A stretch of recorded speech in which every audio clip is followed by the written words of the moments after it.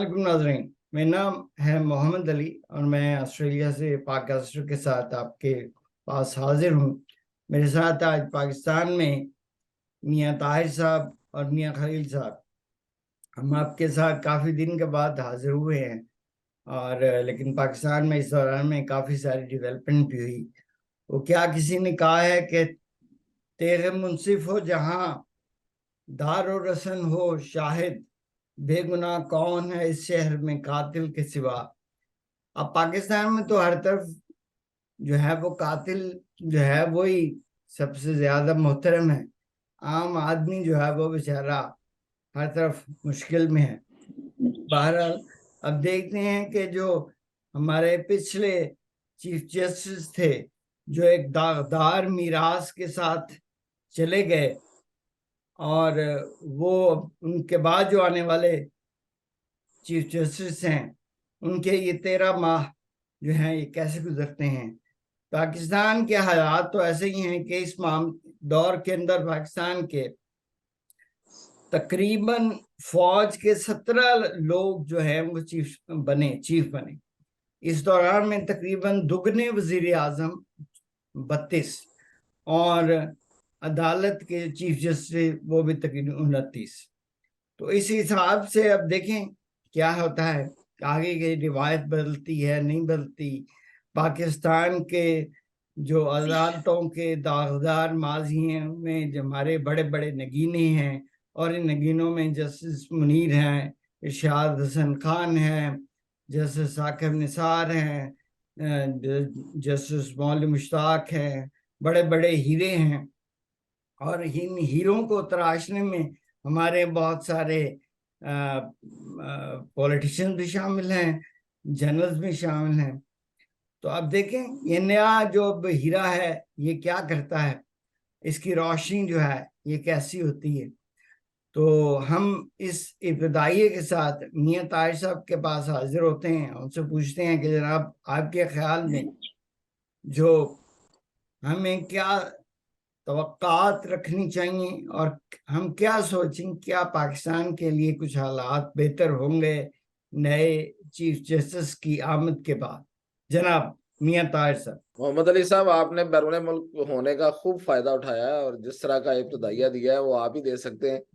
और मैं तो डिस्क्लेमर देता हूं जी इस पे सबसे पहले तो हीरा हीरे की चमक से आंखें खीरा होंगी कि नहीं होंगी और किसकी आंखें खीरा होंगी ये वाकई सबको इंतजार है। और आज का हमारा जिस तरह आपने बताया मौजू भी यही है कि नए चीफ जस्टिस जनाब फायज ईसा साहब से क्या तवक्कुआत हैं और क्या खदशात कि उनके आने के बाद क्या बड़ी तब्दीली आ सकती है, क्या बेहतरी आएगी हमारी अदालत के कामों में और अदालत की जो असल जो उसकी कारकर्दगी होनी चाहिए उसमें, और मुल्की मामलात में क्या खदशात हैं उनके मौजूदगी के साथ। तो मैं आपको यहाँ से शुरू करता हूँ कि कल जब हल्फ बर्दारी हुई है तो एक बहुत अच्छी रवायत मैं तो उसे सराहता हूँ कि उन्होंने अपनी मिसेस को अपने साथ खड़ा किया। और इसमें मैं मेरा ख्याल है कि दो वजह हैं। एक तो खैर अगर आप उसको देखें तो अमेरिका में भी ऐसा होता है, वहाँ तो जज के बच्चे भी साथ खड़े होते हैं। तो उसका मकसद असल में ये होता है कि ये सिर्फ जज ही नहीं, पूरा घराना जो है वो जिम्मेदार होगा इंसाफ की फराहमी में। अब किस तरह से जिम्मेदार होता है हम पाकिस्तानी उसको, अब मेरा ख्याल है कि जो पिछले चीफ जस्टिस का आपने नाम लिया उस हवाले से बहुत अच्छी तरह से जानते हैं कि सास भी असरअंदाज होती है यहाँ हम तो अमेरिका याफ्ता हैं। ये तो सिर्फ मामला सिर्फ बीवी तक है, यहाँ तो मतलब सास भी असरअंदाज हुई।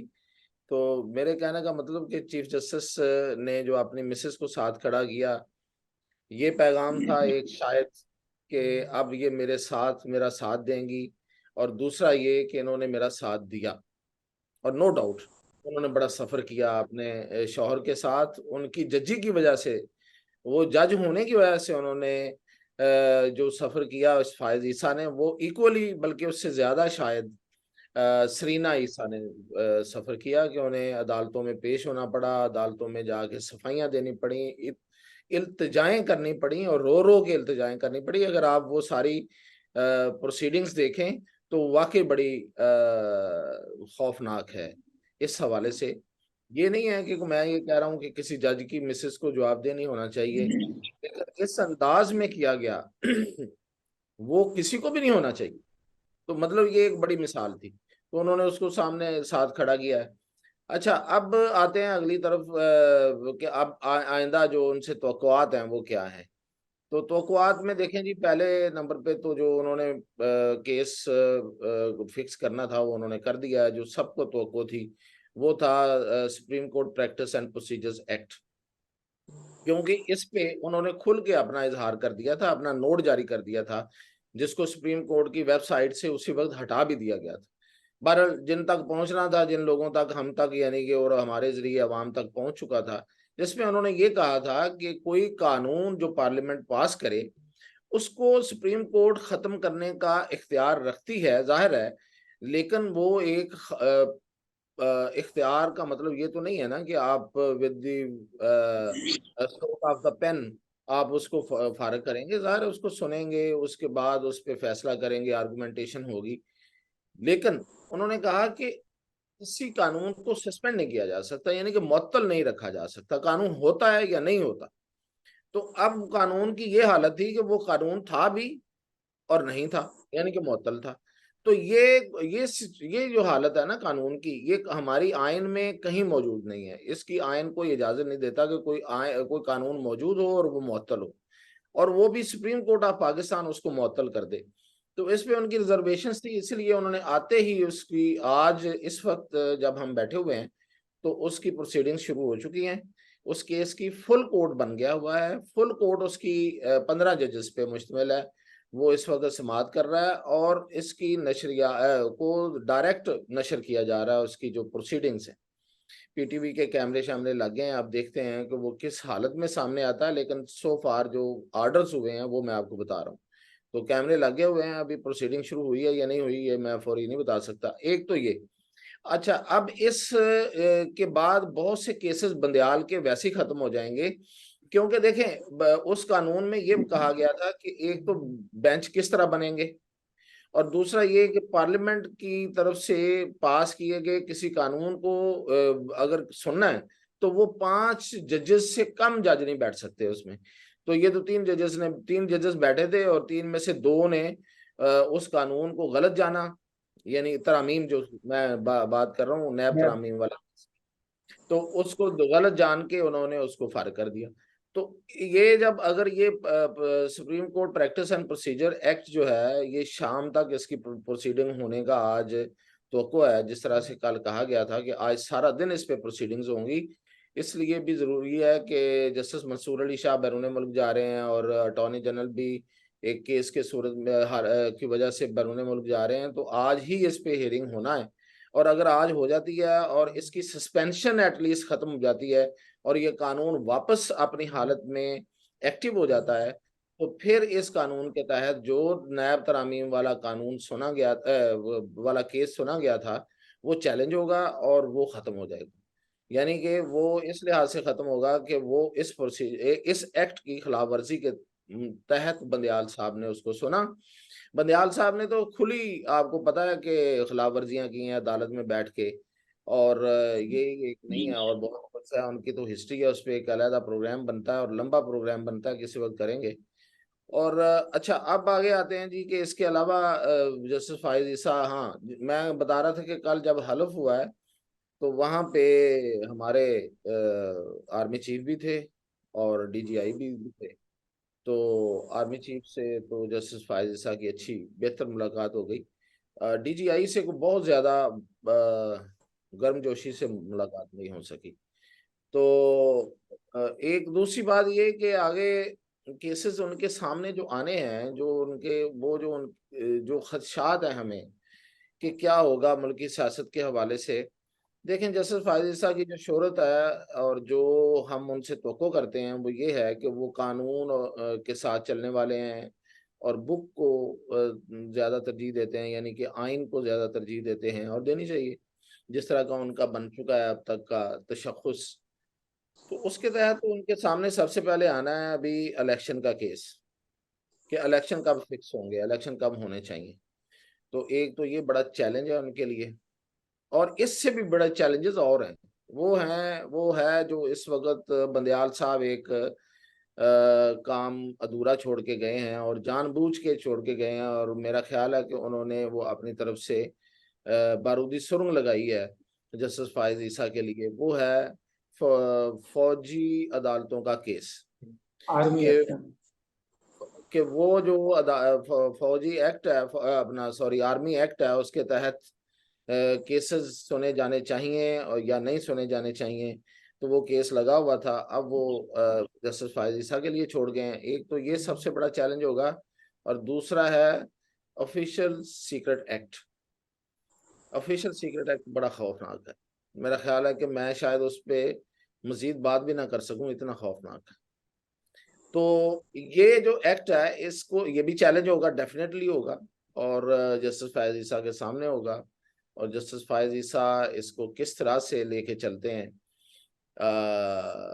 एक तो खैर ये मैं मतलब ये वाहिद एक्ट है जिससे कि बाहर पाकिस्तान से बैठे हुए लोग भी डरते हैं, पाकिस्तान।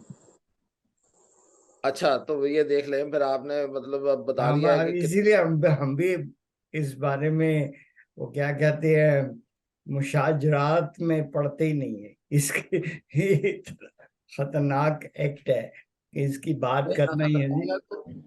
अच्छा, एक सहूलत मौजूद है, एक रास्ता मौजूद है चीफ जस्टिस के लिए।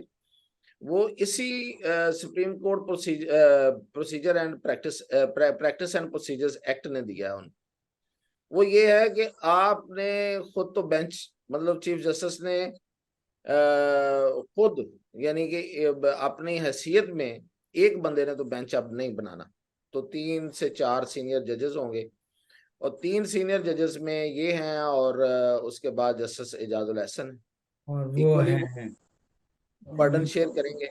और उसके बाद अगर जस्टिस मंसूर अली शाह हैं या जो भी हैं, मेरा ख्याल है दरअसल वो मंसूर अली शाह, दूसरे हैं, तारिक क्या नाम, जिनको जिनको हाँ रिटायर सरदार हो। तारक, यस सरदार सरदार सरदार तारक। तारक और जस्टिस एजाजुल एहसन। तो अब ये 3 बैठ के बेंच डिसाइड करेंगे, और वो बेंच डिसाइड कर दें, और वो फौजी अदालतों का भी केस सुन ले, वो ऑफिशियल सीक्रेट एक्ट का भी सुन मियां ले, साहब, और आपके ख्याल में एक जो खबर गर्म है वो ये है कि ये कुछ जो हम ख्याल जजेस हैं इनमें से कुछ फारिग हो सकते हैं, तो ये भी क्या आप देखते हैं ऐसी भी कोई?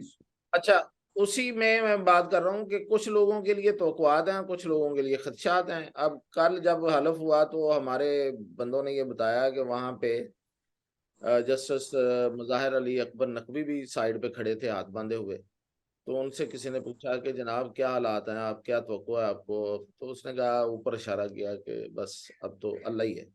तो एक तो ये है, ये तो मुझे लगता है कि ये केस लगेगा उनका।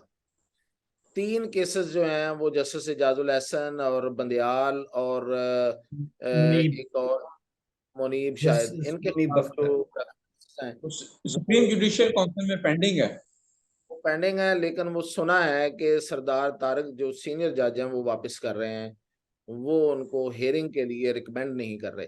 वैसे जो जुडिशियल काउंसिल होती है, सुप्रीम जुडिशियल काउंसिल, उसका चेयरमैन ही सब कुछ होता है, चेयरमैन चीफ जस्टिस होता है। अगर वो चाहे तो वो सीनियर जज की रिकमेंडेशन के बावजूद केस को टेकअप कर सकते हैं। लेकिन ये है कि वो चूंकि उनके बड़े करीब भी रहे हैं, और सरदार तारक और सीनियर जज हैं, तो वो उन्होंने जो रिकमेंडेशन हमें जो पता चली हैं वो ये दी हैं कि ये 3 ना भी सुने जाएं तो कोई फर्क नहीं पड़ता। लेकिन जो जस्टिस मुजाहिर अली अकबर नकवी का केस है वो रिकमेंड कर रहे हैं, और वो टेकअप हो जाएगा, उम्मीद है कि, और उनके लिए खदशा है कि नेक्स्ट वीक में या इसी वीक में। तो ये तवक्कुआत और खदशात में एक बात तो ये भी है।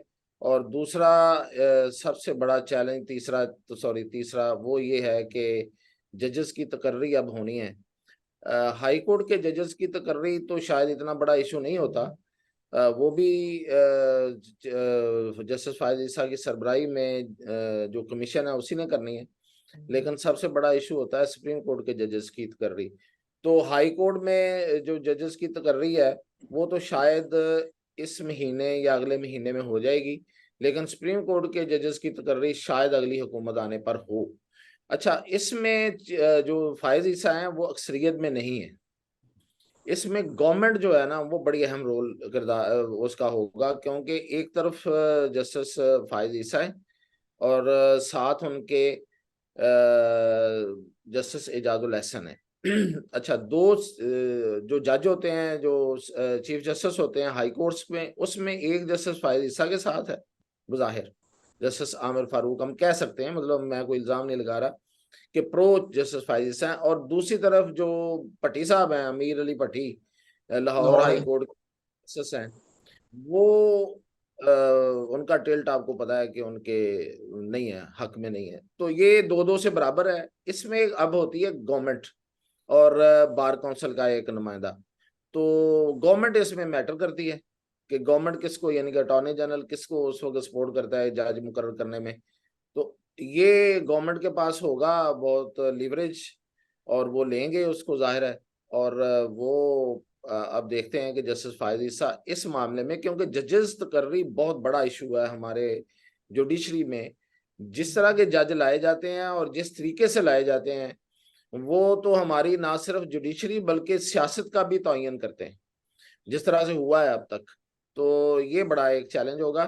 तो हमने चैलेंजेस गिन लिए हैं और उसके साथ जो खदशात हैं वो भी मैंने आपको बता दिए हैं। अब आप लोग इस पे कोई तबसरा करना चाहें तो। खलील साहब, आप बताइए कि क्या इकॉनमी के हवाले से कुछ चीजें, इसका कोई इम्पैक्ट आएगा, इकॉनमी हमारी को बेहतर होगी कि स्टेबिलिटी की आएगी, आप देखते हैं इससे? नहीं जी, शुक्रिया मोहम्मद अली साहब। इकोनॉमी का डायरेक्ट तल्लुक तो शायद ना हो जस्टिस फायज ईसा से, लेकिन इस जो दूसरे इकदाम हो रहे हैं मिलिट्री की तरफ से, छापे, डॉलर, ये स्मगलिंग की रोकथाम, इसका डेफिनेटली इम्पैक्ट आएगा। लेकिन अगर यह जारी रहे, असल मसला यह है कि डॉलर की स्मगलिंग तो उन्होंने कहा हम रोकेंगे, और उन्होंने जो करेंसी डीलर कोई 300-400 बंदे पकड़े, 700-800 अरब रुपया करेंसी पकड़ी जी है, स्मगलर खरीद रहे थे, भेज रहे थे।